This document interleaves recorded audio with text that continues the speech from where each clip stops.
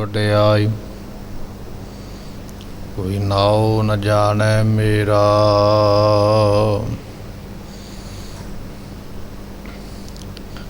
तेरे कवन कवन गुण कह कह गावा, तू साहिब गुनी निधाना। तुम्हारी महिमा भरन न साको, तू ठाकुर ऊच भगवाना। जो बुलावे त्यों बोले स्वामी, कुदरत कवन हमारी। साध संग नानक जस गायो, जो प्रभ की अत प्यारी। जेता जियो पिंड सब तेरा, तू अंतर जामी पुरख भगवान। दासन दास कहे जन नानक, जेहा तू कराए तेहा हो करी वख्यान। सुकाओ टल गुर सेविय, ऐनस सहज सुभाए। दर्शन परसिय गुरु के, जन्म मरण दुख जाय।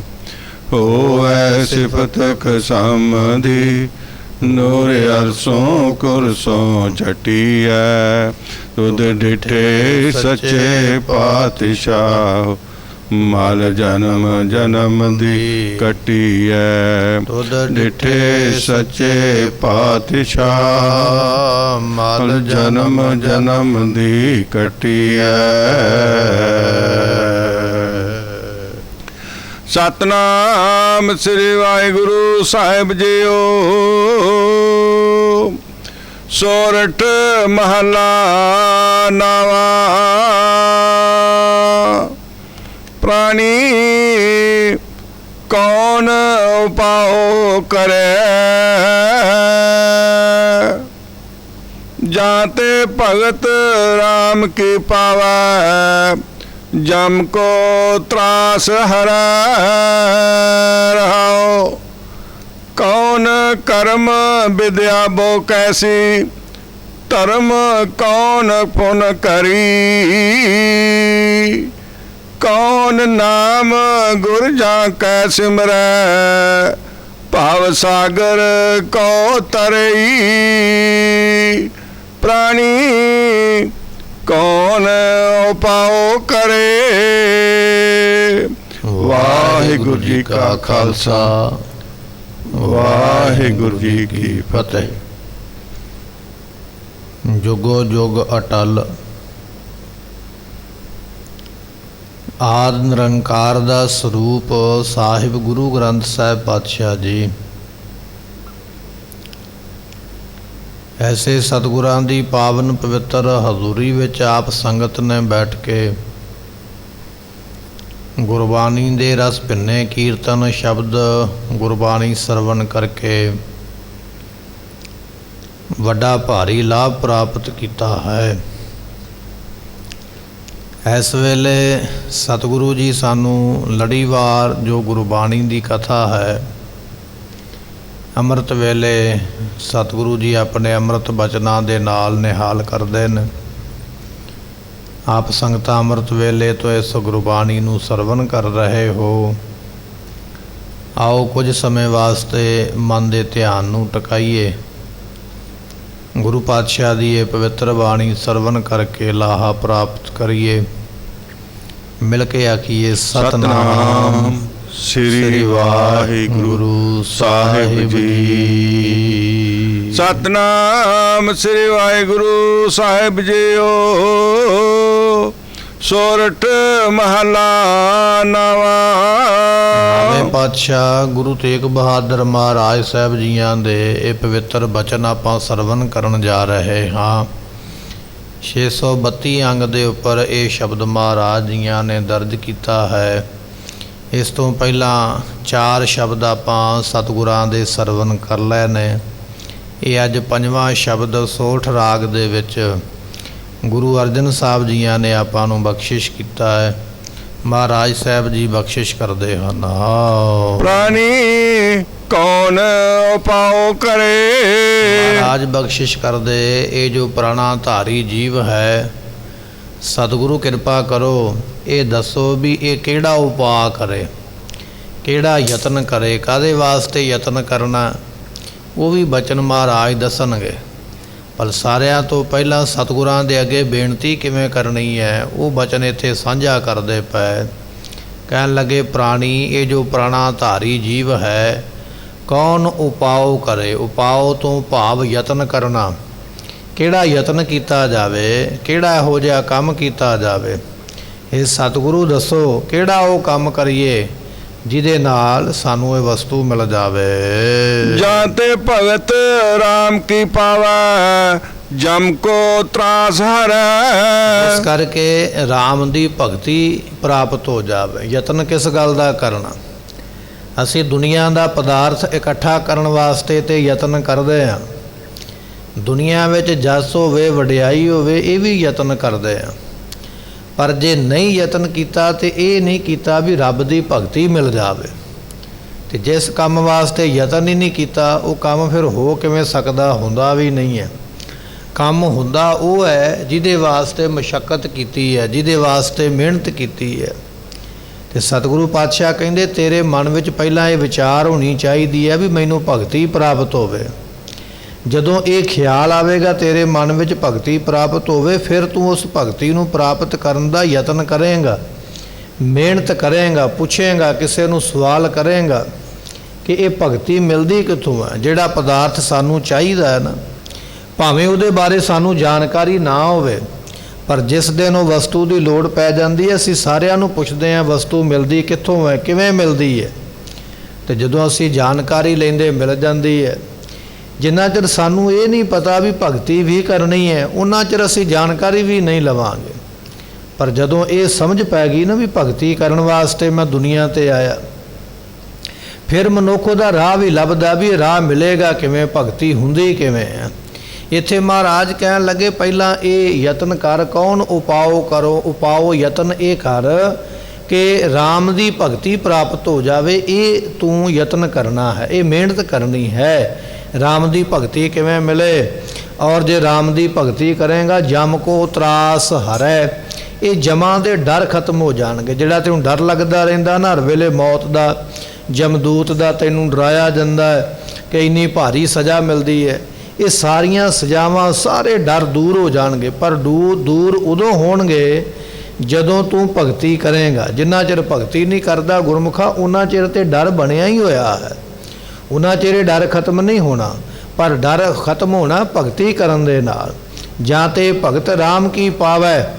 ਗੁਰੂ ਕੋਲੋਂ ਜਾ ਕੇ ਪੁੱਛ, ਮਹਾਰਾਜ ਰਾਮ ਦੀ ਭਗਤੀ ਕਿਵੇਂ ਮਿਲਦੀ ਹੈ ਤੇ ਜਮਾਂ ਦਾ ਡਰ ਕਿਵੇਂ ਦੂਰ ਹੁੰਦਾ ਹੈ। ਇਹ ਸਾਡੇ ਮਨ ਦਾ ਵੀ ਸਵਾਲ ਹੈ। ਮਹਾਰਾਜ ਜੀਆਂ ਨੇ ਬੜਾ ਵੱਡਾ ਸਵਾਲ ਸਾਨੂੰ ਅੱਜ ਸਮਝਾਉਣ ਲੱਗੇ ਕਿ ਰਾਮ ਦੀ ਭਗਤੀ ਮਿਲਦੀ ਕਿਵੇਂ ਹੈ। ਅਸੀਂ ਕਈ ਵਾਰੀ ਇਹ ਵੀ ਕਹਿ ਦਿੰਦੇ ਕਿ ਮੈਂ ਬਾਣੀ ਤੇ ਪੜ੍ਹਦਾ, ਨਾਮ ਤੇ ਜਪਦਾ, ਪਰ ਮੇਰਾ ਮਨ ਕੋਈ ਨਹੀਂ ਟਿਕਦਾ ਹੈ। ਸਤਿਗੁਰੂ ਇਹ ਵੀ ਬਚਨ ਆਪਾਂ ਨੂੰ ਸਮਝਾਉਣਗੇ ਵੀ ਰਾਮ ਦੀ ਭਗਤੀ ਮਿਲਦੀ ਕਿਵੇਂ ਹੈ ਔਰ ਕਰੀਦੀ ਕਿਵੇਂ ਹੈ, ਔਰ ਇਹਦੇ ਵਿੱਚ ਮਨ ਕਿਵੇਂ ਟਿਕੇਗਾ, ਇਹ ਵੀ ਸਤਿਗੁਰੂ ਸਾਨੂੰ ਸਮਝਾ ਦੇਣਗੇ। ਜਾਂ ਤੇ ਭਗਤ ਰਾਮ ਕੀ ਪਾਵੈ, ਜਿਸ ਕਰਕੇ ਰਾਮ ਦੀ ਭਗਤੀ ਮਿਲੇ। ਜਮ ਕੋ ਤਰਾਸ ਹਰੈ, ਜਮਾਂ ਦਾ ਡਰ ਖਤਮ ਹੋ ਜਾਵੇ। ਮਹਾਰਾਜ ਇਹੋ ਜਿਹਾ ਤਰੀਕਾ ਮੈਨੂੰ ਦੱਸੋ, ਇਹੋ ਜਿਹਾ ਰਾਹ ਵਿਖਾ ਦਿਓ, ਇਹੋ ਜਿਹੀ ਭਗਤੀ ਦਾ ਮਾਰਗ ਮਹਾਰਾਜ ਦੱਸੋ। ਇਹ ਮੇਰੀ ਬੇਨਤੀ ਆਪ ਜੀ ਸਰਵਨ ਕਰੋ। ਰਹਾਉ ਕੌਣ ਕਰਮ ਵਿਦਿਆ ਕੋ ਕੈਸੀ। ਸਤਿਗੁਰੂ ਪਾਤਸ਼ਾਹ ਮਹਾਰਾਜ ਜੀ ਹੁਣ ਦੱਸਣ ਲੱਗੇ। ਸਿੱਖ ਨੇ ਪੁੱਛਿਆ, ਮਹਾਰਾਜ ਕਰਮ ਕਿਹੋ ਜਿਹਾ ਹੋਣਾ ਚਾਹੀਦਾ? ਜੇ ਭਗਤੀ ਕਰਨੀ ਹੈ ਨਾ, ਗੁਰੂ ਕਿਹਾ ਸਿੱਖਾ, ਤੇ ਸਾਰਿਆਂ ਤੋਂ ਪਹਿਲਾਂ ਤੇਰੇ ਕਰਮ ਦੇ ਉੱਪਰ ਨਿਰਭਰ ਕਰਦਾ ਵੀ ਤੇਰੇ ਕੰਮ ਕਿਹੋ ਜਿਹੇ ਨੇ, ਤੂੰ ਕਿਹੋ ਜਿਹਾ ਕੰਮ ਕਰਦਾ ਪਿਆ। ਹੁਣ ਜੇ ਸਾਰਾ ਦਿਨ ਝੂਠ ਬੋਲੀ ਜਾਵੇਂ, ਸਾਰਾ ਦਿਨ ਪਾਪ ਕਰੀ ਜਾਵੇਂ, ਸਾਰਾ ਦਿਨ ਮਨ ਦੁਖਾਈ ਜਾਵੇਂ, ਸਾਰਾ ਦਿਨ ਦੁਨੀਆ ਨੂੰ ਲੁੱਟੀ ਜਾਵੇਂ, ਇਹੋ ਜਿਹਾ ਕੰਮ ਕਰਕੇ ਤੇ ਬਾਅਦ ਵਿੱਚ ਤੂੰ ਕਵੇਂ ਵੀ ਮੇਰਾ ਮਨ ਨਹੀਂ ਜੁੜਿਆ, ਤੇ ਕਦੇ ਜੁੜਨਾ ਥੋੜ੍ਹੀ ਹੈ। ਤੇਰਾ ਕਰਮ ਜਿਹੜਾ ਉਹ ਪਾਪ ਵਾਲਾ, ਨੀਚਤਾ ਵਾਲਾ ਕਰਮ ਹੈ। ਨੀਚ ਕਰਮ ਕੀਤਿਆਂ ਮਨ ਨਹੀਂ ਜੁੜੇਗਾ, ਪਾਪ ਕਰਮ ਕੀਤਿਆਂ ਭਗਤੀ ਨਹੀਂ ਪ੍ਰਾਪਤ ਹੋਵੇਗੀ। ਸਤਿਗੁਰੂ ਪਾਤਸ਼ਾਹ ਮੈਨੂੰ ਇਹ ਦੱਸੋ ਵੀ ਕਰਮ ਕਿਹੜਾ ਕਰਾਂ ਜਿਹਦੇ ਨਾਲ ਮੈਨੂੰ ਭਗਤੀ ਪ੍ਰਾਪਤ ਹੋ ਜਾਵੇ। ਅਤੇ ਦੂਜਾ ਬਚਨ, ਜਿਹੜੀ ਵਿਦਿਆ ਹੈ ਉਹ ਕਿਸ ਤਰ੍ਹਾਂ ਦੀ ਹੋਣੀ ਚਾਹੀਦੀ ਹੈ। ਜਿਵੇਂ ਅੱਜ ਕੱਲ੍ਹ ਆਪਾਂ ਸੰਸਾਰੀ ਪੜ੍ਹਾਈ ਕਰਦੇ ਨਾ, ਡਿਗਰੀ ਕਰਦੇ, ਡਿਪਲੋਮਾ ਕਰਦੇ। ਸੋ ਮਹਾਰਾਜ ਮੈਂ ਕਿਹੜੀ ਪੜ੍ਹਾਈ ਕਰਾਂ ਜਿਹਦੇ ਕਰਕੇ ਉਹ ਪੜ੍ਹ ਕੇ ਤੇ ਮੈਨੂੰ ਪ੍ਰਮਾਤਮਾ ਮਿਲ ਜਾਵੇ, ਉਹ ਮੈਨੂੰ ਪੜ੍ਹਾਈ ਵੀ ਦੱਸ ਦਿਓ। ਅਗਲਾ ਬਚਨ ਮਹਾਰਾਜ ਜੀ ਨੇ ਲਿਖਿਆ, ਧਰਮ ਕੌਣ ਫੁਨ ਕਰੇ, ਤੇ ਧਰਮ ਕਿਹੜਾ ਅਪਣਾਵਾਂ। ਕਿਉਂਕਿ ਹਰੇਕ ਬੰਦਾ ਆਪਣੇ ਧਰਮ ਨੂੰ ਵੱਡਾ ਕਹਿੰਦਾ। ਹਿੰਦੂ ਧਰਮ ਦੀ ਗੱਲ ਕਰੋ, ਆਖਦੇ ਸਾਡਾ ਧਰਮ ਬੜਾ ਚੰਗਾ। ਮੁਸਲਮਾਨ ਧਰਮ ਦੀ ਗੱਲ ਕਰੀਏ, ਉਹ ਆਖਦੇ ਸਾਡੇ ਵਰਗਾ ਧਰਮ ਹੀ ਕਿਸੇ ਦਾ ਕੋਈ ਨਹੀਂ। ਜਿਹੜੇ ਵੀ ਧਰਮ ਦੀ ਗੱਲ ਕਰੀਏ, ਹਰੇਕ ਧਰਮ ਆਪਣੀ ਸਿਫਤ ਕਰਦਾ ਹੈ। ਮਹਾਰਾਜ ਮੈਂ ਕਿਹੜਾ ਧਰਮ ਅਪਣਾ ਲਵਾਂ, ਜਾਂ ਕਿਹੜੇ ਧਰਮ ਦੇ ਵਿੱਚ ਜਾ ਕੇ ਕਿਹੜੇ ਕਰਮ ਕਰਾਂ ਜਿਹਦੇ ਕਰਕੇ ਮੈਨੂੰ ਇਹ ਰਾਮ ਦੀ ਭਗਤੀ ਮਿਲੇ। ਇਹ ਤਿੰਨ ਸਵਾਲ ਨੇ, ਕਿਉਂਕਿ ਭਗਤੀ ਧਰਮ ਦੇ ਵਿੱਚੋਂ ਪ੍ਰਾਪਤ ਹੋਣੀ ਹੈ। ਧਰਮ ਕਿਹੜਾ ਕਰਾਂ ਇਹ ਦੱਸ ਦਿਓ, ਕਰਮ ਕਿਹੜਾ ਕਰਾਂ ਇਹ ਵੀ ਆਪ ਜੀ ਦੱਸ ਦਿਓ, ਤੇ ਮੈਂ ਵਿਦਿਆ ਕਿਹੜੀ ਪੜ੍ਹਾਂ ਜਿਹਦੇ ਕਰਕੇ ਭਗਤੀ ਮਿਲੇ ਇਹ ਵੀ ਆਪ ਜੀ ਕਿਰਪਾ ਕਰਕੇ ਦੱਸੋ।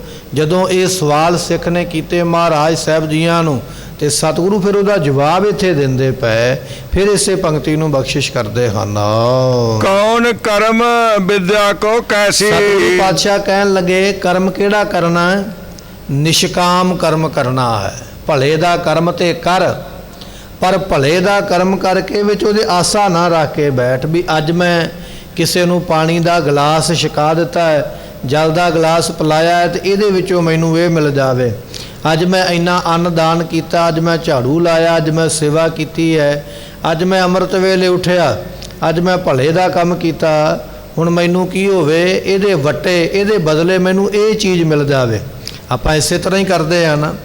ਅਸੀਂ ਇਹ ਗੱਲ ਕਰਦੇ ਹਾਂ ਕਿ ਮੈਂ 40 ਦਿਨ ਗੁਰਦੁਆਰੇ ਅੰਮ੍ਰਿਤ ਵੇਲੇ ਜਾਂ ਮੰਦਰ ਮਸੀਤ ਵਿੱਚ ਉੱਠ ਕੇ ਗਿਆ ਹਾਂ, ਮੈਂ 40 ਦਿਨ ਫਲਾਣੇ ਸ਼ਬਦ ਦਾ ਜਾਪ ਕੀਤਾ, ਫਲਾਣੇ ਮੰਤਰ ਦਾ ਜਾਪ ਕੀਤਾ, ਮੈਂ ਇੰਨੇ ਦਿਨ ਇੰਨੇ ਲੋਕਾਂ ਨੂੰ ਰੋਟੀ ਖਵਾਈ ਹੈ, ਇੰਨੇ ਲੋਕਾਂ ਨੂੰ ਵਸਤਰ ਦਾਨ ਕੀਤੇ, ਇੰਨੇ ਲੋਕਾਂ ਦੇ ਆ ਮੈਂ ਕੰਮ ਕੀਤੇ। ਹੁਣ ਕੀ ਹੋਵੇ, ਹੁਣ ਇਹਨਾਂ ਦੇ ਬਦਲੇ ਮੈਨੂੰ ਆਹ ਫਲ ਮਿਲ ਜਾਵੇ। ਕਿਉਂ, ਮੈਨੂੰ ਫਲ ਬਰਾਬਰ ਚਾਹੀਦਾ। ਕਰਮ ਤੇ ਕੀਤਾ ਪਰ ਨਿਸ਼ਕਾਮ ਨਹੀਂ ਕੀਤਾ, ਆਸਾ ਰੱਖ ਕੇ। ਮਹਾਰਾਜ ਕਹਿਣ ਲੱਗੇ, ਸੇਵਾ ਕਰਤ ਹੋਏ ਨੇਹ ਕਾਮੀ। ਸੇਵਾ ਕਰਦਾ ਪਿਆ ਨਿਸ਼ਕਾਮ ਹੋ ਕੇ ਕਰ, ਕਾਮਨਾ ਨਾ ਮਨ ਵਿੱਚ ਰੱਖ।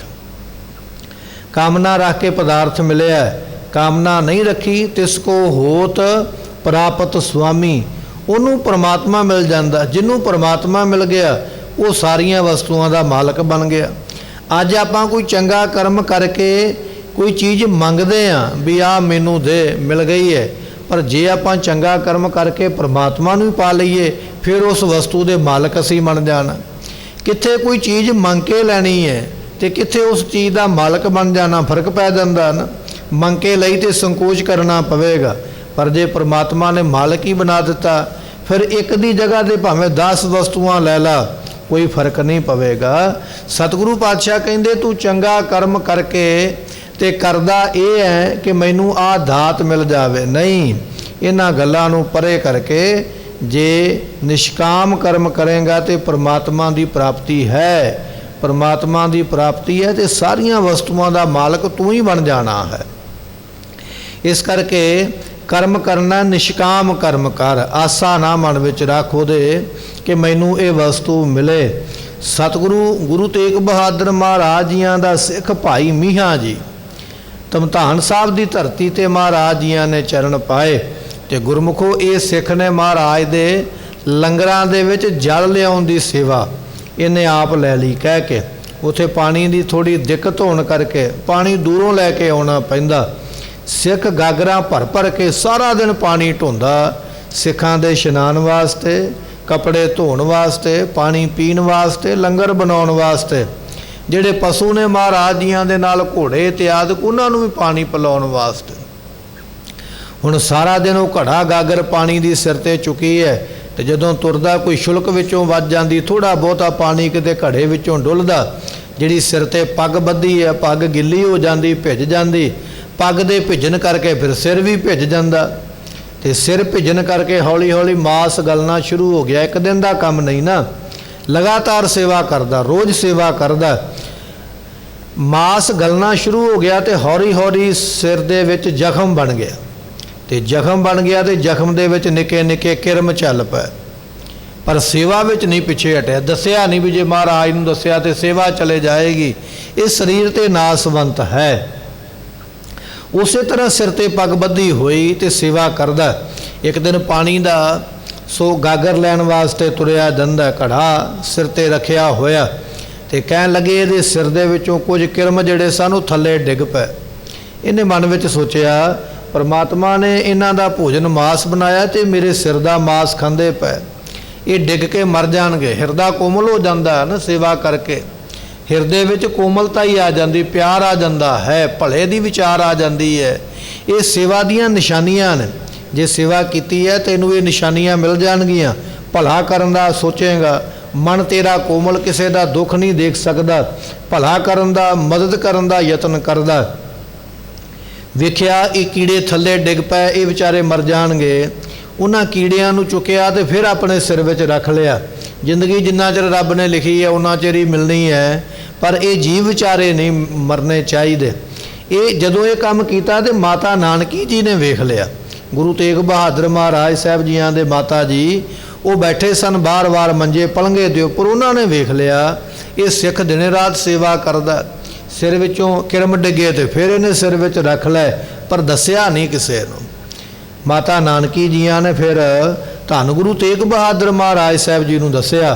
कहन लगे पुत्र सतगुरु ये सिख कैसा है, इन्नी वड्डी सेवा करदा, वेखो इहदा सिर भी खराब हो गया, पर ये दसिया नहीं किसी नूं, इसने सेवा च उस तरह लगा होया। धन गुरु तेग बहादुर महाराज साहब जी ने बुलाया भाई मीहा जी नूं कोल। उस वेले कहन लगे इहदे सिर नूं साफ करके पातशाह ने मलम पट्टी उस वेले कराई अते इहदी सेवा तो महाराज बड़े खुश होए। सतगुरां ने एक बलद दिता, इसनूं नगारा दे दिता, निशान दे दिता, एक मंजी दे दी। मंजी दे के ब्रह्म ज्ञान की अवस्था महाराज ने दी। कहन लगे तेरी सेवा तो खुश होए आ, ये हुण साडे कोलों दातां लैके गुरु दीयां निशानियां तू हुण सिੱਖੀ दा प्रचार करिया कर। सो ढोण वाला पानी है, पर महाराज की सेवा निष्काम की तो एडी वड्डी दात दे नाल महाराज ने नवाजिया। ब्रह्म ज्ञानी सृष्टि का मालक बन जाता है, खुद मालक हो जाता है। ब्रह्म ज्ञानी आप परमेश्वर, परमेश्वर दे विच ते ब्रह्म ज्ञानी विच भिन्न भेद कोई नहीं रह जाता। ये है जिन्हां ने निष्कामता नाल सेवा की, मंगिया कुछ नहीं, वो मालक बन गया सारी सृष्टि दे। ते असीं ते कर्म करके नाल मंग लैंदे आ, मंग के अपनी लोड़ पूरी कर लई, कर्म साडा उत्थे दा उत्थे रह गया। महाराज कहन लगे कर्म करना तो निष्काम कर, चंगा कर्म भले दा, जल छकाउण दा, जल ढोण दा, सेवा करन दा, इस तरह मदद करन दा, जिन्ने भी भले दे काम ने निष्काम कर, इहदे विच कामना ना रख, तां तेरा भला होवेगा। दूजा बचन महाराज कहन लगे विद्या कहो कैसी, ये जिहड़ी संसारी विद्या है ना, ਇਹਦੇ ਨਾਲ पढ़ के मान आ जाता, हंकार आ जाता है। कई बारी कोई बंदा डिग्री कर जाए या उच्चा मरातबा, उच्ची नौकरी, वड्डी कुर्सी मिल जाए तो वह व्यक्ति अपने माँ बाप नूं भी भुल जाता, सत्कार देना, मान देना, उन्होंने अपनी पढ़ाई का मान हो जाता, हंकार हो जाता, मैं तो इन्ना पढ़िया होया, मेरी इन्ने लोगों नाल जान पछाण है। तो कुछ बच्चे ऐसे ने जिहड़े माँ बाप नाल नफरत भी करन लग पैंदे, ये घट पढ़े लिखे ने, ये देसी ने, इन्हां नूं दुनियादारी विच बहना उठना नहीं आउंदा, असीं इहनूं अपने नाल रखांगे, साडी दुनिया विच हानि करवा देणगे। इस तरह दीयां विचारां भी आ जांदियां। ये संसारी विद्या मान दवाउंदी है, हंकार दवा दिंदी है, बंदे नूं बदल दिंदी है। महाराज कहन लगे विद्या पढ़नी है तो ब्रह्म विद्या नूं पढ़। ते ब्रह्म विद्या किहड़ी है? सतगुरां दी गुरबाणी नूं सिखना ते सिख के इहदा जाप करना। गुरमुखो असी सारी सारी उम्र बतीत कर दी है, नौकरी कर लई, नौकरी वास्ते पढ़ाई कर लई, नौकरी करके उहदे तो सेवा मुक्त भी हो गए, ये सारा कुछ तो असी सिख लिया, कर लिया, पर इन्नी उम्र होने के बावजूद असी सतगुरां दी बाणी पढ़नी कोई नहीं सीखी है। बाणी किवें पढ़ीए, पाठ किवें करिए, ये शब्द का जाप किवें करिए, ये विद्या तो सिखी नहीं। जिहड़ा लोक ते परलोक का सच्चा धन सी इनू नहीं सिखिया, जिहड़ा नाल निभना, बाकी दुनिया दी चतुर चलाकियां सारियां सिख लईयां। महाराज कहन लगे विद्या कहो कैसी, कैसी विद्या पढ़िए, विद्या पढ़नी है तो ब्रह्म की विद्या पढ़ भाई। ब्रह्म शब्द नूं जप, गुरबाणी नूं पढ़, तेरा भला हो जाता है। ਧਰਮ ਕੌਣ ਪੁੰਨ ਕਰੀ। ते महाराज धर्म केड़ा करिए, धर्म बदल लिया उहदे नाल कोई फर्क नहीं हो पैना। धर्म ना बदल, धर्म दे कर्मां नूं कर। धर्म बदल के की करेगा? ऐस धर्म दे विच आके भी झूठ ही बोलिया, दुख दिता, दूजे विच जाके भी इहो कुछ ही करेगा। धर्म बदलिया की होया?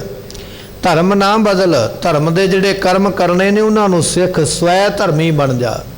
स्वै धर्मी बन के भले दे काम कर। विद्वानां ने धर्म दे 10 गुण लिखे ने, हो सकदा सानू ना पता हो, ਜਾਂ हो सकदा कदे असीं जिंदगी विच ਉਹ धर्म दे कर्म कीते ही ना हो। विद्वानां ने लिखिया 10 गुण हुंदे ने धर्मी बंदे दे। पहला गुण की है? क्षमा, किसी नूं माफ़ कर देना। ये धर्म दा, धर्मी बंदे दा पहला गुण है।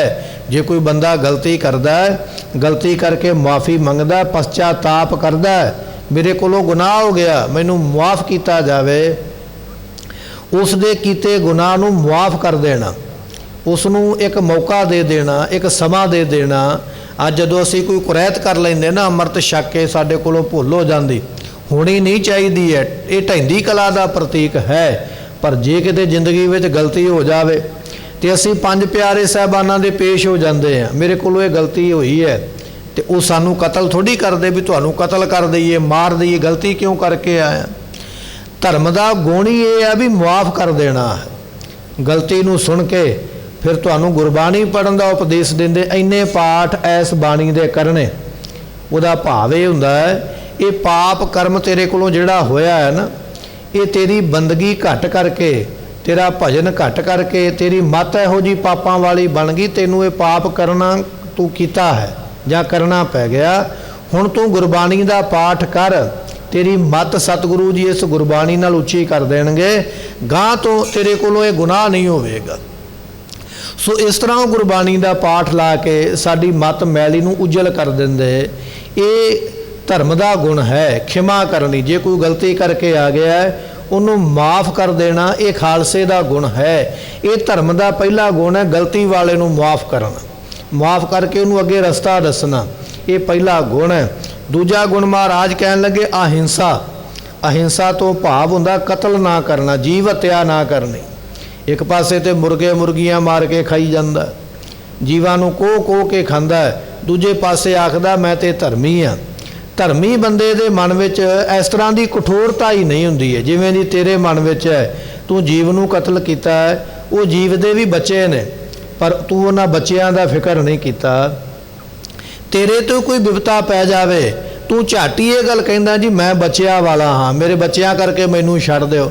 दूजियां दे अगे ते तरला करदा भी मैं बच्चियां वाला ते छड्ड दिओ, पर जदों तू बच्चियां वाले जीव नूं मार के खांदा उदों तैनूं कदे बचन चेते नहीं आया भी मैं की कर्म करदा हाँ। सतगुरु पातशाह कहन लगे ये धर्म का दूजा गुण है गुरमुखा, अहिंसा, जीव हत्या ना करनी। ये तैनूं सिखना पवेगा, बचन ये मनना पवेगा। जिन्ना चिर बचन नहीं मनदा उन्ना चिर तू धर्मी नहीं है। भावें तू कह देवें कि मैं बड़ा धर्मी हाँ, पर यह अहिंसा वाला गुण तैनूं छड्डना पवेगा। हत्या करनी, जीव मारना, इस कर्म नूं छड्डना पैना है। तीजा बचन महाराज ने लिखिया दया। दया तो भाव सारियां दे उपर मेहरबानगी करनी। दया करके जिवें महाराज की गुरबाणी का बचन है, अपना बिगार बिराना संड है। तेरा भावें अपना निका मोटा काम विगड़ जाए, पर दूजे का काम बनाउण दा यतन कर कि दूसरे का काम बन जाए, ये यतन कर। पर असीं ते उल्टा चलदे, साडा भावें बने ना बने, पर दूजे का जरूर विगड़ जाए। ये साडी सोच रहिंदी है कि दूजे का विगड़े तो चंगी गल है, मेरा भावें ना बने। कोई जिंदगी में इहो जिहे काम हुंदे जिन्हां विचों सानूं कुछ नहीं मिलना हुंदा, पता भी है भी कुछ नहीं मिलना, पर यतन असीं पूरा करदे हां भी मैनूं भावें ना मिले पर दूजे का बनना नहीं चाहिए। ये धर्म का गुण नहीं है, ये धर्मी ते पापी बंदे का गुण है। गुण काहदा? अवगण ही है, चंगा गुण नहीं है। धर्मी बंदे का गुण ये है कि दया करनी हरेक दे उपर। जे कोई शरण में आ गया, जे कोई मदद मंगदा पिया, दया करके जी दया प्रवान। 68 तीर्थ सगल पुन जी दया प्रवान। एक पासे तू 68 तीर्थां की यात्रा करके आया, इशनान करके आया, दान करके आया, तो दूजे पासे किसे ते दया कर दी।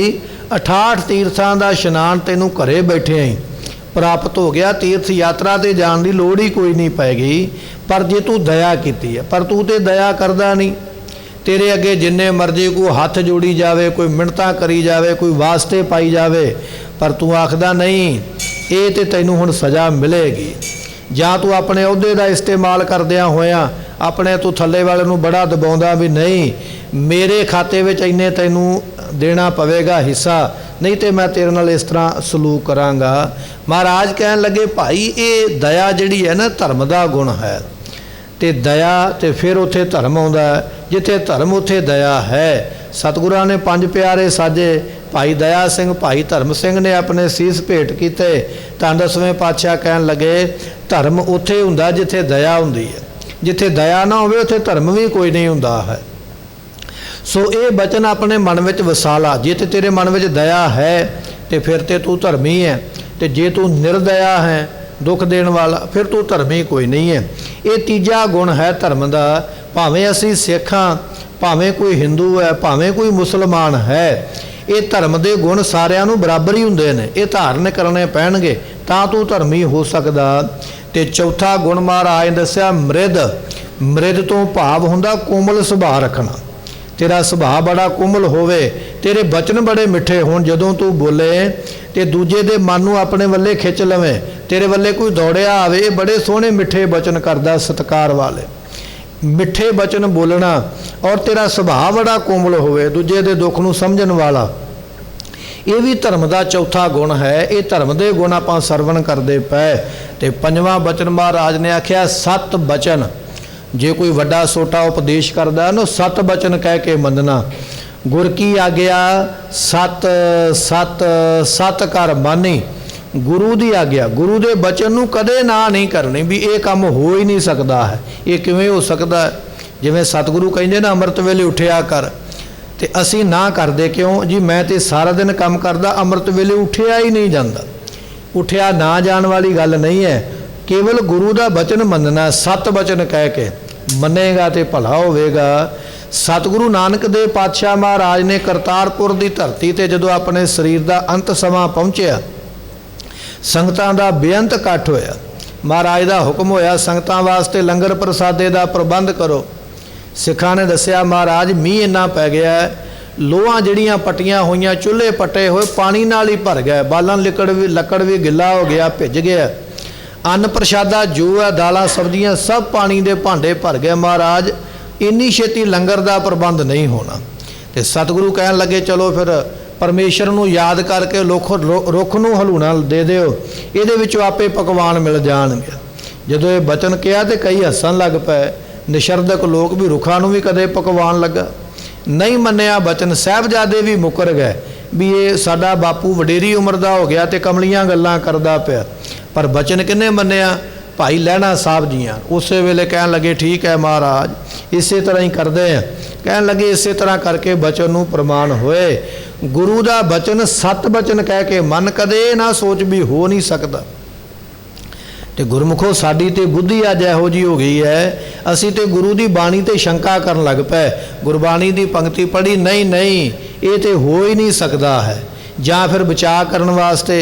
ये महाराज ने दूजे धर्म की गल कीती है, ये तीजे धर्म की गल कीती है, साडी गल थोड़ी है। इहो जी साडी चलाक बुद्धि हो गई।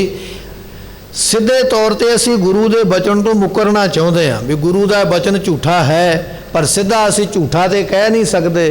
फिर बहाना ये ला दिता जाता ये जी हिंदू धर्म नूं महाराज ने इत्थे गल आखी है, इत्थे जी मुसलमान धर्म की गल कही है। सीधा भाव ये हुंदा भी मैं ये गल नूं मनदा नहीं, ये गुरु की गल झूठी है। जदों इहो जी बुद्धि बन जाए तो फिर उत्थे भला कित्थे हो सकता है। महाराज कहन लगे ये अगला गुण जिहड़ा है पंजवां 7 बचन कह के मनना, ये भी गुण धर्म का है। जिन्ना चिर धारण नहीं करता उन्ना चिर भगती नहीं मिलेगी। 6वां बचन महाराज कहन लगे तप करना। तप की है? पहले समय में लोग लकड़ां बाल के ते कोल बैठते, अग का सेक देंदे। सिख दे वास्ते तप ये है जिहड़ा अमृत वेले उठ के इशनान करना ना, इशनान करके नितनेम दे विच बैठना। ਤੇ ਆਪਾਂ ਅੰਮ੍ਰਿਤ ਵੇਲੇ ਇਸ਼ਨਾਨ ਕਰਦੇ, ਨਿਤਨੇਮ ਕਰਦੇ, ਕਈ ਵਾਰ ਨੀਂਦ ਆਉਣ ਲੱਗ ਪੈਂਦੀ ਹੈ। ਇਹ ਤਪ ਤੋਂ ਘੱਟ ਨਹੀਂ ਹੈ, ਇਹ ਹੈ ਤਪ ਕਰਨਾ। ਅੰਮ੍ਰਿਤ ਵੇਲੇ ਉੱਠ ਕੇ ਆਪਣੇ ਗੁਰੂ ਦੇ ਬਚਨਾਂ ਨੂੰ ਪੜ੍ਹਨਾ, ਲੰਗਰ ਵਿੱਚ ਜਾ ਕੇ ਪ੍ਰਸ਼ਾਦੇ ਪਕਾਉਣੇ, ਜਾਂ ਲੰਗਰ ਵਿੱਚ ਜਾ ਕੇ ਅੱਗ ਬਾਲਣੀ, ਉੱਥੇ ਵੀ ਤੇ ਸੇਕ ਹੀ ਮਿਲਦਾ ਨਾ ਲੱਕੜਾਂ ਦਾ। ਗੁਰੂ ਦੀ ਸੰਗਤ ਵਾਸਤੇ ਪ੍ਰਸ਼ਾਦੇ ਬਣਾਉਣੇ ਪਕਾਉਣੇ, ਨਾਲ ਨਾਲ ਵਾਹਿਗੁਰੂ ਮੰਤਰ ਦਾ ਜਾਪ ਕਰਨਾ, ਇਹ ਸਿੱਖ ਵਾਸਤੇ ਤਪ ਹੈ। ਇਹ ਤਪ ਕਰਨ ਨੂੰ ਮਹਾਰਾਜ ਨੇ ਆਖਿਆ। ਅੰਮ੍ਰਿਤ ਵੇਲੇ ਉੱਠ ਕੇ ਨਿਤਨੇਮ ਕਰਨਾ, ਬਾਣੀ ਪੜ੍ਹਨੀ, ਸ਼ਾਮ ਨੂੰ ਸਮਾਂ ਕੱਢ ਕੇ ਫਿਰ ਇਸ਼ਨਾਨ ਪਾਣ ਕਰਕੇ ਗੁਰਬਾਣੀ ਪੜ੍ਹਨੀ, ਇਹ ਸਿੱਖ ਵਾਸਤੇ ਤਪ ਹੈ। ਇਹ ਹੁਣ ਅਸੀਂ ਆਪਣੇ ਅੰਦਰ ਝਾਤੀ ਮਾਰ ਕੇ ਵੇਖੀਏ, ਆਪਣੇ ਅੰਦਰੋਂ ਪੁੱਛੀਏ ਆਪਣੇ ਮਨ ਨੂੰ ਕਿ ਮੈਂ ਇਹ ਸਾਰਾ ਕੁਝ ਕਰਦਾ ਹਾਂ। ਜਿਹੜੇ ਬਚਨ ਆਪਾਂ ਸੁਣਦੇ ਪਏ, ਕੀ ਅਸੀਂ ਇਹ ਸਾਰਾ ਕੁਝ ਕਰਦੇ ਪਏ? ਜੇ ਤੇ ਆਪਾਂ ਕਰਦੇ ਪਏ ਫਿਰ ਤੇ ਆਪਾਂ ਧਰਮੀ ਆ, ਫਿਰ ਤੇ ਰਾਮ ਦੀ ਭਗਤੀ ਜ਼ਰੂਰ ਮਿਲੇਗੀ। ਪਰ ਜੇ ਆਪਾਂ ਇਹ ਕੰਮ ਨਹੀਂ ਕਰਦੇ ਪਏ, ਫਿਰ ਸਮਝ ਲਓ ਵੀ ਅਸੀਂ ਕੇਵਲ ਬਨੌਟੀ ਵਿਖਾਵੇ ਦੇ ਬਣੇ ਹੋਏ ਆ ਧਰਮੀ, ਪਰ ਅੰਦਰ ਧਰਮ ਹੈ ਕੋਈ ਨਹੀਂ ਹੈ। ਸਤਿਗੁਰੂ ਜੀ ਅਗਲਾ ਬਚਨ ਕਰਦੇ ਦਾਨ, ਧਰਮ ਦੇ ਵਿੱਚ ਰਹਿ ਕੇ ਦਾਨ ਕਰਨਾ। 10ਵੇਂ ਪਾਤਸ਼ਾਹ ਮਹਾਰਾਜ ਨੇ ਦਾਨ ਨੂੰ 10ਵਾਂ ਹਿੱਸਾ ਦੱਸਿਆ। ਗੁਰੂ ਕਿਹਾ ਸਿੱਖਾ ਜਿੰਨੀ ਕਮਾਈ ਕਰਦਾ ਉਹਦੇ ਵਿੱਚੋਂ 10ਵਾਂ ਹਿੱਸਾ ਕੱਢ ਕੇ ਧਰਮ ਦੇ ਕੰਮਾਂ ਵਾਸਤੇ ਲਾ। ਧਰਮ ਦੇ ਕੰਮ ਵਾਸਤੇ ਇਹ ਨਹੀਂ ਵੀ ਤੂੰ ਗੁਰਦੁਆਰੇ ਲਿਆ ਕੇ ਪੈਸੇ ਦੇ ਦੇ, ਇਹਦਾ ਸਿੱਧਾ ਮਤਲਬ ਇਹ ਵੀ ਨਹੀਂ ਹੈ। ਧਰਮ ਦਾ ਕੋਈ ਵੀ ਕੰਮ ਹੁੰਦਾ, ਸਿੱਖੀ ਦੇ ਪ੍ਰਚਾਰ ਵਾਸਤੇ ਲੋੜ ਹੈ ਉੱਥੇ ਲਾ ਦੇ, ਕਿਸੇ ਨੂੰ ਵਸਤਰਾਂ ਦੀ ਲੋੜ ਹੈ ਉਹਨੂੰ ਦੇ ਦੇ, ਕੋਈ ਹੋਰ ਸਾਫ ਸਫਾਈ ਦੀ ਕਿਤੇ ਵੀ ਲੋੜ ਪੈਂਦੀ ਹੈ ਧਰਮ ਕਰਮ ਦੇ ਕਰਮਾਂ ਵਾਸਤੇ, ਕਿਸੇ ਗਰੀਬ ਦੇ ਭਲੇ ਵਾਸਤੇ, ਕਿਸੇ ਲੋੜਵੰਦ ਦੇ, ਉੱਥੇ ਆਪਣੀ ਮਾਇਆ ਦਾ 10ਵਾਂ ਹਿੱਸਾ ਦਾਨ ਕਰਦੇ। ਇਹਨੂੰ ਕਿਹਾ ਜਾਂਦਾ ਦਾਨ ਦਸਵੰਧ ਦੇਣਾ। ਇਹ ਮਹਾਰਾਜ ਨੇ ਖਾਲਸੇ ਨੂੰ ਸਿਖਾਇਆ। ਹੁਣ ਅਸੀਂ ਇਹ ਵੀ ਵੇਖਣਾ ਹੈ ਕਿ ਮੈਂ ਆਪਣੀ ਕਮਾਈ ਵਿੱਚੋਂ ਕਿੰਨਾ ਦਾਨ ਕਰਦਾ ਹਾਂ, ਮੈਨੂੰ ਮਹੀਨੇ ਦੀ ਕਿੰਨੀ ਆਮਦਨ ਹੈ, ਕਿੰਨੀ ਤਨਖਾਹ ਹੈ, ਕਿੰਨੀ ਪੈਨਸ਼ਨ ਹੈ, ਉਹਦੇ ਵਿੱਚੋਂ ਕਿੰਨੇ ਪੈਸੇ 10ਵਾਂ ਹਿੱਸਾ ਬਣਦੇ, ਤੇ ਉਹ 10% ਮਾਇਆ ਮੈਂ ਕਿੱਥੇ ਲਾਉਂਦਾ ਹਾਂ, ਕਿਹਨੂੰ ਦਿੰਦਾ ਹਾਂ, ਕਾਹਦੇ ਵਾਸਤੇ ਵਰਤਦਾ ਹਾਂ। ਜੇ ਤੇ ਦਾਨ ਕਰਦਾ ਪਿਆ 10ਵਾਂ ਹਿੱਸਾ ਤੇ ਫਿਰ ਤੇ ਧਰਮ ਦਾ ਕੰਮ ਕਰਦਾ, ਤੇ ਜੇ ਨਹੀਂ ਕਰਦਾ ਫਿਰ ਧਰਮ ਦਾ ਕੰਮ ਨਹੀਂ ਕਰਦਾ ਪਿਆ। ਇਹ ਧਰਮ ਦੇ ਗੁਣ ਨੇ। ਮਹਾਰਾਜ ਕਹਿਣ ਲੱਗੇ ਅਗਲਾ ਹੈ ਸੀਲ ਤੇ ਸੋਚ। ਸੀਲ ਤੋਂ ਭਾਵ ਠੰਡਾ ਸੁਭਾਅ ਰੱਖਣਾ, ਝਾਟੀ ਆਪੇ ਤੋਂ ਬਾਹਰ ਨਹੀਂ ਆ ਜਾਣਾ ਕਿ ਦੂਜਾ ਬੰਦਾ ਕੋਈ ਗਾਲਾਂ ਕੱਢਦਾ ਤੇ ਆਪ ਵੀ ਗਾਲਾਂ ਕੱਢਣ ਲੱਗ ਪੈਣਾ, ਦੂਜਾ ਮਾੜਾ ਬੋਲਦਾ ਤੇ ਆਪ ਵੀ ਉਹਦੇ ਵਰਗੇ ਹੋ ਜਾਣਾ। ਸੀਲ ਸੁਭਾਅ ਰੱਖਣਾ, ਠੰਡਾ ਸੁਭਾਅ, ਸ਼ਾਂਤੀ ਵਾਲਾ, ਕਦੇ ਵੀ ਭੜਕਣਾ ਵਿੱਚ ਨਾ ਆਉਣਾ, ਇਹ ਵੀ ਭਾਈ ਧਰਮ ਦਾ ਗੁਣ ਹੈ। ਧਰਮੀ ਬੰਦੇ ਹਮੇਸ਼ਾ ਸੀਲ ਸੁਭਾਅ ਹੋਇਆ ਕਰਦੇ, ਤੇ ਜਿਹੜੇ ਸੰਸਾਰੀ ਲੋਕ ਉਹ ਝੱਟ ਗੁੱਸੇ ਵਿੱਚ ਆ ਕੇ ਗਾਲ ਮੰਦਾ ਬੋਲਦੇ। ਅਗਲਾ ਬਚਨ ਮਹਾਰਾਜ ਨੇ ਆਖਿਆ ਸੋਚ। ਸੋਚ ਤੋਂ ਭਾਵ ਹੁੰਦਾ ਗੁਰਮੁਖੋ ਸੋਚ ਪਵਿੱਤਰਤਾ ਰੱਖਣੀ। ਇਹ ਧਰਮ ਦੇ ਗੁਣ ਆਪਾਂ ਸਰਵਣ ਕਰਦੇ ਪਏ। ਆਪਾਂ ਆਖਦੇ ਨਾ ਸਾਡਾ ਮਨ ਨਹੀਂ ਜੁੜਦਾ ਪਾਠ ਦੇ ਵਿੱਚ, ਸਾਡਾ ਮਨ ਨਹੀਂ ਜੁੜਦਾ ਨਾਮ ਦੇ ਵਿੱਚ, ਸਾਡੇ ਮਨ ਨੂੰ ਸ਼ਾਂਤੀ ਨਹੀਂ ਹੈ, ਸਾਡਾ ਮਨ ਭੜਕਦਾ ਪਿਆ, ਬਾੜੇ ਸਾਨੂੰ ਸੁਪਨੇ ਆਉਂਦੇ ਪਏ। ਪਰ ਇਹ ਧਰਮ ਦੇ ਗੁਣ ਜਿੰਨਾ ਚਿਰ ਅਸੀਂ ਧਾਰਨ ਨਹੀਂ ਕਰਦੇ ਉਹਨਾਂ ਚਿਰ ਧਰਮੀ ਅਸੀਂ ਕੋਈ ਨਹੀਂ ਬਣੇ। ਬਾਹਰੋਂ ਭਾਵੇਂ ਵਿਖਾਵੇ ਵਾਲੇ ਬਣ ਜਾਈਏ ਪਰ ਅੰਦਰੋਂ ਧਰਮੀ ਨਹੀਂ ਬਣੇ। ਸਤਿਗੁਰੂ ਪਾਤਸ਼ਾਹ ਮਹਾਰਾਜ ਜੀਆਂ ਨੇ ਇਹ 9ਵਾਂ ਗੁਣ ਲਿਖਿਆ। ਸੋਚ ਤੋਂ ਭਾਵ ਹੁੰਦਾ ਗੁਰਮੁਖੋ ਸੌਚ ਪਵਿੱਤਰਤਾ। ਪ੍ਰਸ਼ਾਦਾ ਬਣਾਉਣ ਵੇਲੇ ਆਪਣੇ ਹੱਥਾਂ ਨੂੰ ਸਾਫ਼ ਕਰਨਾ, ਬਰਤਨ ਸਾਫ਼ ਕਰਨਾ, ਆਪਣੀ ਰਸੋਈ ਨੂੰ ਸਾਫ਼ ਕਰਨਾ। ਰਸੋਈ ਤੇਰੀ ਗੰਦ ਨਾਲ ਭਰੀ ਹੋਈ ਹੈ, ਭਾਂਡੇ ਤੇਰੇ ਜੂਠੇ ਇੱਕੇ ਥਾਲੀ ਵਿੱਚੋਂ ਸਾਰਿਆਂ ਨੇ ਖਾਧਾ ਕਿ ਇਹ ਭਾਂਡਾ ਵਾਰ-ਵਾਰ ਮਾਂਜਣਾ ਨਾ ਪਵੇ। ਜਾਂ ਇਹੋ ਜਿਹੀ ਹਾਲਤ ਬਣ ਗਈ ਉਹ ਨਕਲੀ ਭਾਂਡੇ ਉਹ ਲੈ ਆਂਦੇ ਚੁੱਕ ਕੇ ਉਹਨਾਂ ਨੂੰ ਡਸਟਬਿਨ ਵਿੱਚ ਸੁੱਟ ਦਿਓ। ਭਾਂਡਾ ਸਾਫ਼ ਹੀ ਨਾ ਕਰਨਾ ਪਵੇ, ਸੇਵਾ ਕਰਨੀ ਨਾ ਪਵੇ, ਸੋਚ ਪਵਿੱਤਰਤਾ ਨਹੀਂ ਰਹਿ ਗਈ ਰਸੋਈ ਦੇ ਵਿੱਚ। ਆਪਣੇ ਹੱਥਾਂ ਨੂੰ ਸਾਫ਼ ਕਰ, ਆਪਣੇ ਬਰਤਨ ਸਾਫ਼ ਕਰ, ਰਸੋਈ ਸਾਫ਼ ਕਰਕੇ ਫਿਰ ਭੋਜਨ ਬਣਾ। ਭੋਜਨ ਛਕਣ ਵੇਲੇ ਆਪਣੇ ਹੱਥਾਂ ਨੂੰ ਸਾਫ਼ ਕਰਕੇ ਆਪਣੇ ਗੁਰੂ ਨੂੰ ਚੇਤੇ ਕਰ। ਜਿਸ ਦਾ ਦਿੱਤਾ ਖਾਵਨਾ ਤਿਸ ਕਹੀਐ ਸਾਬਾਸ। ਜਿਹਦਾ ਦਿੱਤਾ ਖਾਂਦਾ ਪਿਆ ਉਹਦਾ ਧੰਨਵਾਦ ਕਰ, ਸ਼ੁਕਰਾਨਾ ਕਰ ਵੀ ਪ੍ਰਮਾਤਮਾ ਤੂੰ ਮੈਨੂੰ ਦਿੱਤਾ। ਇਸ ਤਰ੍ਹਾਂ ਦਾ ਸੱਚਾ ਸੁੱਚਾ 10 ਦੀ ਕਿਰਤ ਵਾਲਾ ਭੋਜਨ ਬਣਾ ਕੇ ਛਕ, ਤੇਰੇ ਮਨ ਨੂੰ ਸ਼ਾਂਤੀ ਆਵੇਗੀ। ਤੇ ਸਾਨੂੰ ਤੇ ਉਹਨਾਂ ਚਿਰ ਸਵਾਦ ਨਹੀਂ ਨਾ ਆਉਂਦਾ ਜਿੰਨਾ ਚਿਰ ਅਸੀਂ ਬਾਹਰ ਜਾ ਕੇ ਬਾਜ਼ਾਰ ਦੇ ਵਿੱਚੋਂ ਸਮੋਸੇ ਗੋਲ ਗੱਪੇ, ਜਿੰਨਾ ਚਿਰ ਆਪਣਾ ਮੈਲ ਵਾਲਾ ਹੱਥ ਵਿੱਚ ਨਾ ਮਾਰੇ ਕੁਝੇ ਜਾਦੇ ਉਹਨਾਂ ਚਿਰ ਆਨੰਦ ਜਿਹਾ ਨਹੀਂ ਬਣਦਾ। ਉਹ ਜਿੰਨਾ ਚਿਰ ਮੈਲ ਉਹਦੀ ਜੂਠ ਨਹੀਂ ਖਾਂਦੇ, ਤੰਬਾਕੂ ਦਾ ਭਰਿਆ ਹੱਥ ਜਿੰਨਾ ਚਿਰ ਵਿੱਚ ਉਹ ਫੇਰਦਾ ਨਹੀਂ ਉਹਨਾਂ ਚਿਰ ਗੱਲ ਬਣਦੀ ਨਹੀਂ ਹੈ। ਉਹਨਾਂ ਚਿਰ ਸਾਨੂੰ ਖਟਿਆਈ ਨਹੀਂ ਆਉਂਦੀ, ਆਖੀਦਾ ਵੀ ਨਜ਼ਾਰਾ ਨਹੀਂ ਆਇਆ। ਕਾਰਨ ਇਹ ਆ ਵੀ ਅਜੇ ਉਹਨੇ ਮੈਲ ਪੂਰੀ ਉਹਦੇ ਵਿੱਚ ਰਲਾਈ ਨਹੀਂ ਹੈ, ਮਲਾਈ ਨਹੀਂ ਹੈ। ਜਦੋਂ ਪੂਰੀ ਮੈਲ ਸੁੱਟੇਗਾ ਆਪਣੇ ਗੰਦੇ ਮੰਦੇ ਹੱਥ ਕਰਕੇ ਉਹਦੇ ਵਿੱਚ ਪਾਵੇਗਾ, ਆਪਾਂ ਦੇਖਦੇ ਹੀ ਆ ਨਾ, ਜਿੱਥੇ ਆ ਰੇੜੀਆਂ ਵਾਲੇ ਖਲੋਤੇ ਸਾਨੂੰ ਖਿਲਾਉਂਦੇ ਪਿਲਾਉਂਦੇ, ਉੱਥੇ ਨਾ ਕੋਈ ਬਾਥਰੂਮ ਬਣਿਆ, ਨਾ ਕੋਈ ਟੂਟੀ ਬਣੀ ਆ ਧੋਣ ਵਾਲੀ। ਉਸੇ ਤਰ੍ਹਾਂ ਹੀ ਉਹ ਬਾਥਰੂਮ ਜਾਂਦੇ, ਆਪਣੇ ਨੱਕ ਮੂੰਹ ਨੂੰ ਪੂੰਝਦੇ, ਉਹੀ ਹੱਥ ਫਿਰ ਉਹਨਾਂ ਬਰਤਨਾਂ ਵਿੱਚ ਪਾਉਂਦੇ ਜਿਨ੍ਹਾਂ ਵਿੱਚੋਂ ਅਸੀਂ ਖਾਣ ਵਾਸਤੇ ਬੜੇ ਖੁਸ਼ ਹੋ ਕੇ ਬੈਠੇ ਹਾਂ। ਸੋ ਗੰਦੀ ਜੂਠ, ਗੰਦੀ ਮੈਲ ਉਹਦੀ ਖਾ ਕੇ ਆਏ, ਪਰ ਮਹਾਰਾਜ ਕਹਿਣ ਲੱਗੇ ਧਰਮ ਦਾ ਅੰਗ ਨਹੀਂ ਸੀ। ਜੂਠ ਖਾਧੀ ਹੈ ਤੇ ਮਨ ਵੀ ਜੂਠਾ ਹੋ ਗਿਆ, ਪਵਿੱਤਰਤਾ ਰਹਿ ਨਹੀਂ ਗਈ। ਸੋਚ ਤੋਂ ਭਾਵ ਹੁੰਦਾ ਸੁਚਮਤਾਈ, ਇਹ ਜ਼ਰੂਰ ਰੱਖ। ਤੇ 10ਵਾਂ ਗੁਣ ਮਹਾਰਾਜ ਨੇ ਲਿਖਿਆ, ਤ੍ਰਿਸ਼ਨਾ ਬਿਨਾ, ਤੇਰੇ ਮਨ ਦੀ ਤ੍ਰਿਸ਼ਨਾ ਖਤਮ ਹੋਵੇ, ਤ੍ਰਿਸ਼ਨਾ ਨਾ ਰਵੇ, ਆ ਨਹੀਂ ਮਿਲਿਆ, ਉਹ ਨਹੀਂ ਮਿਲਿਆ। ਜੇ ਤ੍ਰਿਸ਼ਨਾ ਹੈ ਤੇ ਤੂੰ ਧਰਮੀ ਨਹੀਂ ਹੈ, ਜੇ ਤ੍ਰਿਸ਼ਨਾ ਨਹੀਂ ਹੈ ਤੇ ਤਾਂ ਧਰਮੀ ਹੈ। ਇਹ 10 ਗੁਣ ਮਹਾਰਾਜ ਨੇ ਦੱਸੇ ਨੇ ਧਰਮੀ ਬੰਦੇ। ਤੇ ਹੁਣ ਅਸੀਂ ਆਪਣੇ ਮਨ ਵਿੱਚ ਇਹ ਸਾਰੇ ਗੁਣ ਸੁਣੇ ਨੇ, ਆਪਣੇ ਮਨ ਨੂੰ ਪੁੱਛੀਏ 10 ਵਿੱਚੋਂ ਇੱਕ ਵੀ ਸਾਡੇ ਕੋਲ ਹੈ। ਚੱਲ 2-4 ਹੀ ਹੋਣ ਤੇ ਕੁਝ ਨਾ ਕੋਈ ਤੇ ਫਾਇਦਾ ਹੀ ਹੈ ਨਾ। 10 ਵਿੱਚੋਂ 0 ਨੰਬਰ ਤੇ ਨਾ ਲਈਏ, 10 ਵਿੱਚੋਂ 2-4 ਨੰਬਰ ਤੇ ਲੈ ਲਈਏ ਤੇ ਥੋੜੇ ਬਹੁਤੇ ਤੇ ਮਹਾਰਾਜ ਦੇ ਨੇੜੇ ਲੱਗੀਏ। ਪਰ ਜੇ 0 ਹੀ ਹੈ ਤੇ ਫਿਰ ਮਨ ਕਿੱਥੋਂ ਟਿਕੇਗਾ। ਸਤਿਗੁਰੂ ਪਾਤਸ਼ਾਹ ਕਹਿਣ ਲੱਗੇ, ਧਰਮ ਲਿੰਗ 10 ਜਾਨ, ਇਹ ਧਰਮ ਦੀਆਂ 10 ਨਿਸ਼ਾਨੀਆਂ ਤੈਨੂੰ ਦਸੀਆਂ। ਸਤਿਗੁਰਾਂ ਨੂੰ ਪੁੱਛਿਆ, ਮਹਾਰਾਜ ਭਗਤੀ ਕਿੱਥੋਂ ਪ੍ਰਾਪਤ ਹੋਵੇ?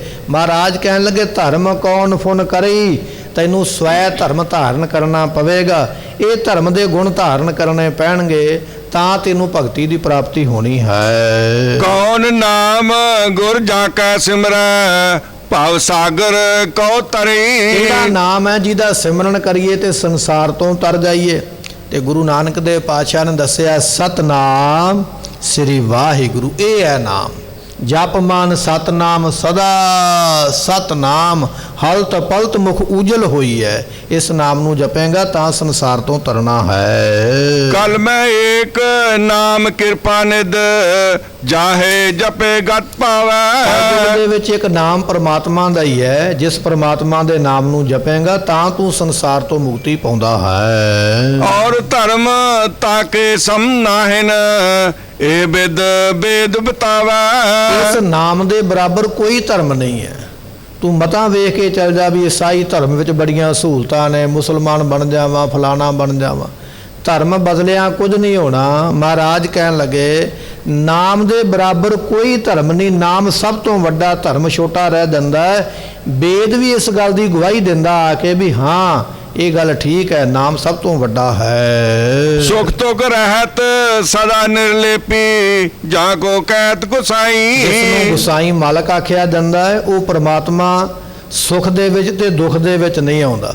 ਇਹ ਦੁੱਖ ਤੇ ਸੁਖ ਸਾਨੂੰ ਆਉਂਦੇ ਨੇ, ਪਰਮਾਤਮਾ ਨੂੰ ਨਾ ਦੁੱਖ ਆਉਂਦਾ ਨਾ ਸੁਖ ਆਉਂਦਾ। ਉਹ ਸਦਾ ਨਿਰਲੇਪ ਰਹਿੰਦਾ, ਸਾਰਿਆਂ ਵਿੱਚ ਰਹਿੰਦਾ ਹੋਇਆ ਵੀ ਸਾਰਿਆਂ ਤੋਂ ਅਸੰਗ ਦੂਰ ਰਹਿੰਦਾ ਹੈ। ਸੋ ਤੁਮ ਹੀ ਮੈਂ ਬਸੇ ਨਿਰੰਤਰ, ਨਾਨਕ ਦਰਪਨ ਨਿਆਈ। ਗੁਰੂ ਤੇਗ ਬਹਾਦਰ ਪਾਤਸ਼ਾਹ ਕਹਿੰਦੇ, ਪਰਮਾਤਮਾ ਤੇਰੇ ਅੰਦਰ ਵਸਦਾ। ਕਿਵੇਂ ਵਸਦਾ? ਜਦੋਂ ਅਸੀਂ ਸੀਸੇ ਦੇ ਸਾਹਮਣੇ ਖਲੋਂਦੇ ਹਾਂ, ਸਾਡਾ ਪਰਛਾਵਾਂ, ਸਾਡੀ ਪਰਛਾਈ ਸੀਸੇ ਵਿੱਚ ਹੈ। ਇਸੇ ਤਰ੍ਹਾਂ ਉਹ ਪਰਮਾਤਮਾ ਤੇਰੇ ਹਿਰਦੇ ਦੇ ਵਿੱਚ ਵਸਿਆ ਹੋਇਆ। ਜਿਵੇਂ ਸੀਸੇ ਵਿੱਚ ਪਰਛਾਈ ਹੈ, ਪਰਮਾਤਮਾ ਤੇਰੇ ਹਿਰਦੇ ਵਿੱਚ ਹੈ, ਪਰ ਪ੍ਰਗਟ ਤੈਨੂੰ ਕਰਨਾ ਪਵੇਗਾ।